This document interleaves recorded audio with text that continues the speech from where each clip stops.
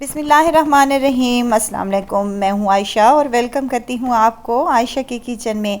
आज मैं बनाने जा रही हूँ मटर कीमे की रेसिपी, जो बनाने में बेहद आसान और खाने में तो इसका जवाब ही नहीं है।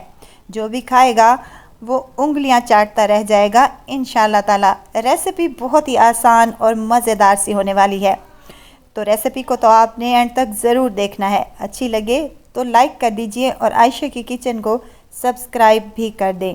आप लोगों का बेहद शुक्रिया। मटर कीमा तो आप अपने घरों पर ज़रूर बनाते होंगे, लेकिन आज जो मैं आपसे रेसिपी शेयर कर रही हूँ, मैं अपने घर पर इसी तरह से ये कीमा मटर बनाती हूँ। बहुत ही मज़े का बनता है। तो चलें स्टार्ट कर लेते हैं। यहाँ पर मैंने एक ले लिया है प्रेशर कुकर, जिसमें 1 कप के करीब ऑयल शामिल कर रही हूँ। ऑयल हल्का सा ही गर्म हो, ज़्यादा इसको गर्म नहीं करना, वरना ये खड़े मिसाले हमारे जल भी सकते हैं।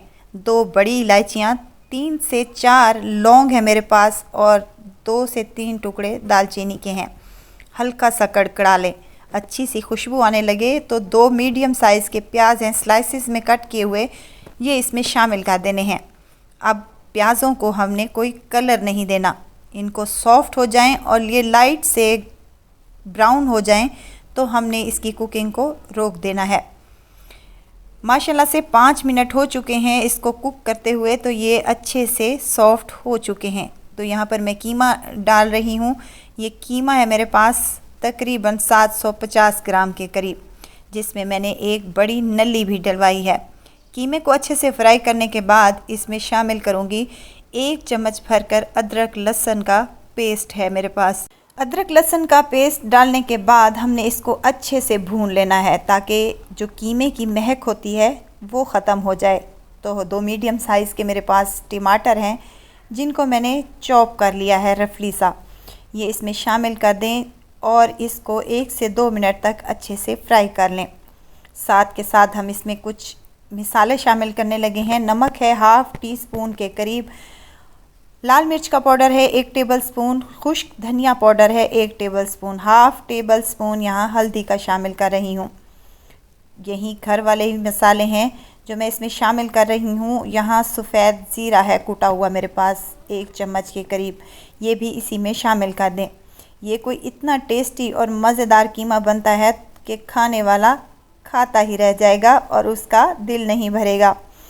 अच्छी तरह से फ्राई कर लें और इसमें थोड़ा थोड़ा पानी डालते जाएं और इसको भूनते जाएं। यानी कि मैंने 1 कप पानी का इसमें यूज़ किया है। थोड़ा थोड़ा डालते हुए इसको भूनते जाना है हमने कीमे को। कीमा और मिसाले अच्छे से भुन जाएं और टमाटर भी हमारे सॉफ्ट हो चुके हैं, तो ½ कप मेरे पास दही के हैं, ये इसमें शामिल कर दें। 3 से 4 हरी मिर्चें हैं, जिनका डंडी समेत ही मैं इसमें शामिल कर रही हूँ। अब इसको उस वक्त तक फ्राई करना है कि दही का पानी खुश्क हो जाए और ऑयल अच्छा सा ऊपर आ जाए और हमारा कीमे का मिसाला जो है वो अच्छे से भून जाए। तो यहाँ पर 5 मिनट मुझे तकरीबन लगे हैं इसको भूनते हुए। यहाँ पर मैं शामिल करने लगी हूँ मटर। ये ½ kg मटर थे मेरे पास, जिसको छीलने के बाद ये मेरे पास बचे हैं। ये तकरीबन 1.5 कप के करीब हैं, ये मैंने इसी में शामिल कर दिए हैं। अब इन टमाटरों को कीमे के साथ 5 मिनट मज़ीद भून लें, ताकि मटरों का कच्चापन दूर हो सके। तो मैं यहाँ पर 1 गिलास के करीब पानी शामिल कर रही हूँ, ताकि मटर भी अच्छे से गल जाएं और हमारा कीमा भी अच्छे से सॉफ्ट हो जाए। कवर लगा रही हूँ, तकरीबन 2 विसल आने तक हम इसका वेट कर लेंगे।